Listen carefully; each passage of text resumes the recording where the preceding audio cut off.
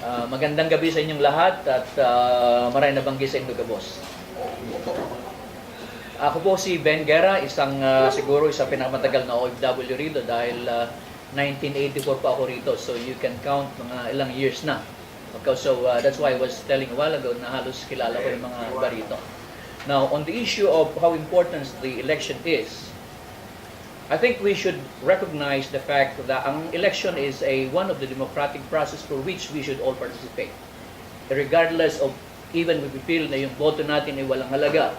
But don't forget na ang isang daan ay nagsisimula sa isa. So, kung hindi nyo sasama yung isa nyo, 100% hindi mabubuo yung isang daan.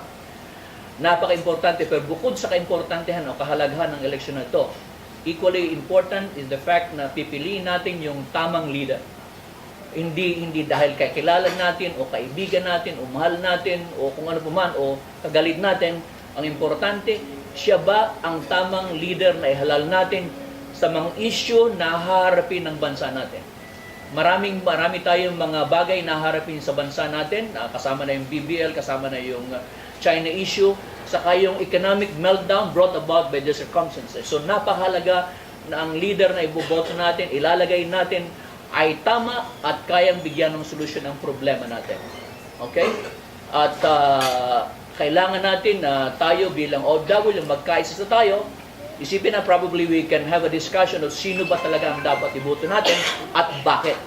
Para magkaroon tayo ng tamang boses bilang OFW. Bumoto tayo at iparinig natin na tayo bilang OFW ay hindi dapat isang tabi lamang. Okay?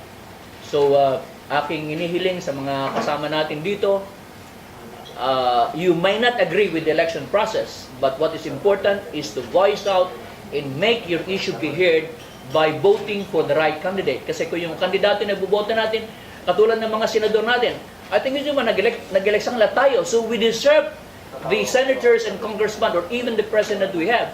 It's our fault. So do you like to commit the same mistake? No for sure. So kailangan iboto natin yung tamang kandidato natin sa issue ito. Maraming salamat.